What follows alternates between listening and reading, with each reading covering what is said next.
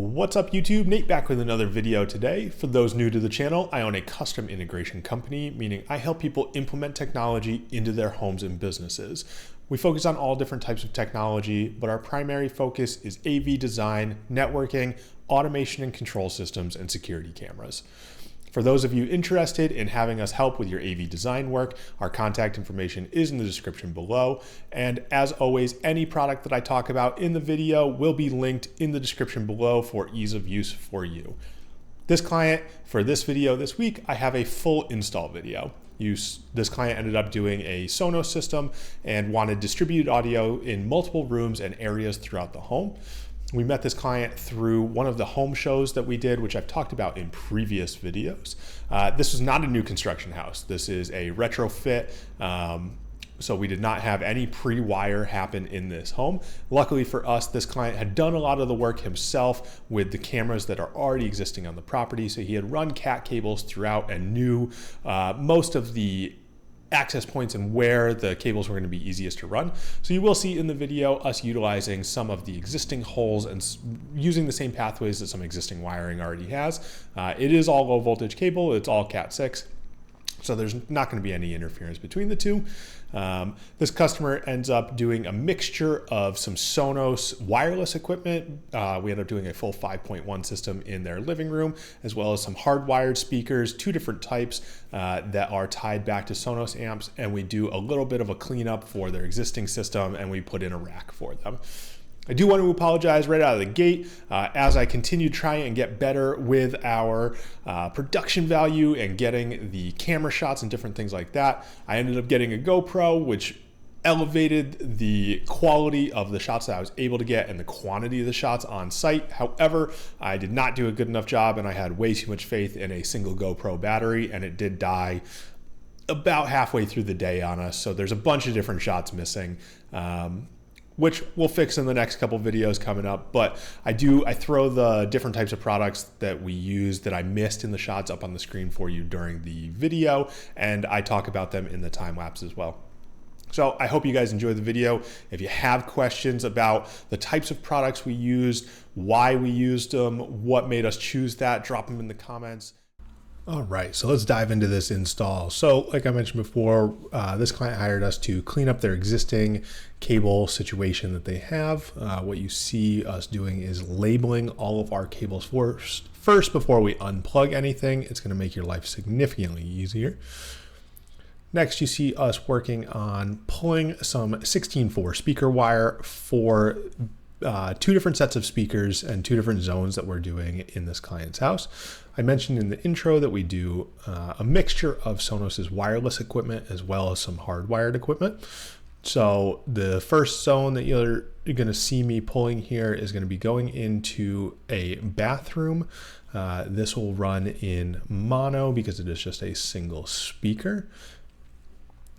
Like I talked about in the beginning, this client had already run quite a few cables through the house. So he had told us where the easiest access point to get from the basement to the attic was. So luckily he had already drilled all the holes, and I think I've talked about it before, but in some of these older, this is probably a 50s home here in New England, that it's all old hardwood.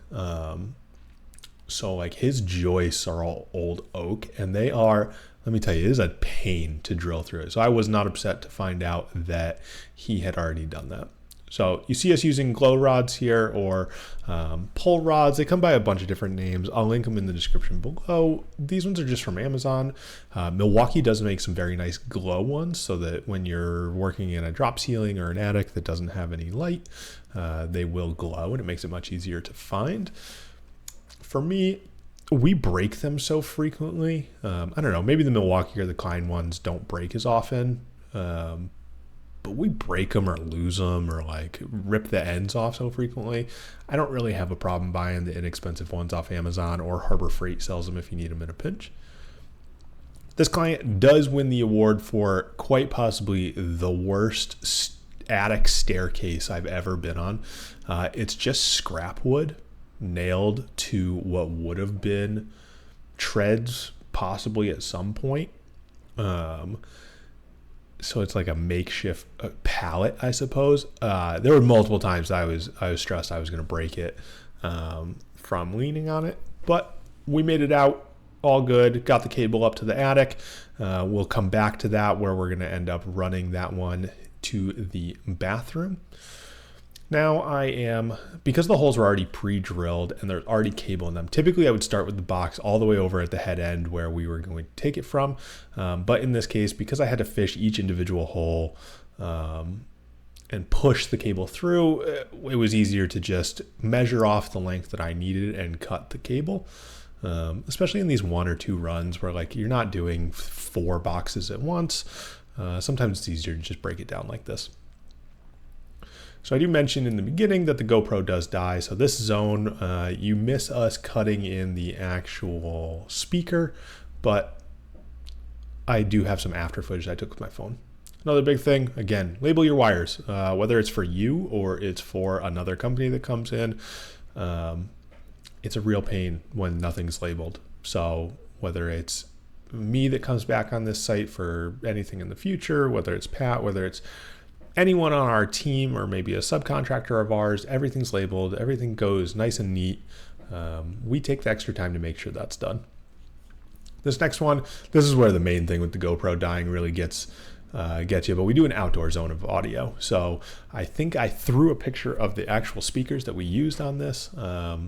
So the customer had already run cat cable out for cameras on the back side of the house. So I knew where the exit point was going to be. Kind of hard to tell. It looks like I'm just drilling into some holes here, but I swear I'm not. So those speakers that you saw pop up on the screen there, they are Episode 6-inch outdoor weather rated speakers. It's what we use for most of our outdoor installs. They look great. They sound great. And they blend in nice. They come in black and white, so we can match the siding for either or. So I drill the hole. I go up, I make sure that I penetrated all of the way.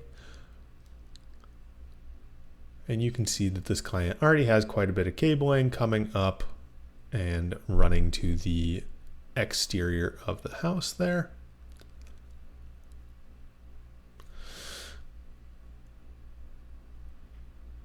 So here we are, just cleaning up everything that was already there, putting in a majority of it was customer-owned equipment. So we put in a new power distribution. There was a watt box. We did a bigger switch, which ended up being the Ubiquiti 16-port light switch. We put the customer's modem and his NVR. I want to say they were QC cameras. So he already had the monitor there. So we just remounted it for him. And then we have 2 Sonos amps in the bottom there. Obviously, it's not our ideal scenario. Like we're pretty nitpicky about how our cabling goes. We're very type A with it. Sometimes you gotta work with what you got. All those cables above doesn't make for the pretty glamour shot at the end, but it definitely is. Everything is labeled now, which is what the client's main concern was having everything labeled and organized inside of the rack. So be it if it's not the prettiest thing in the world. So here I am just working on going up to the attic to find our location of where the speaker is going to drop in. What you don't see is the 10 minutes that I feverishly looked for my gloves and got so frustrated and I gave up. I ended up just using my hands to move the insulation.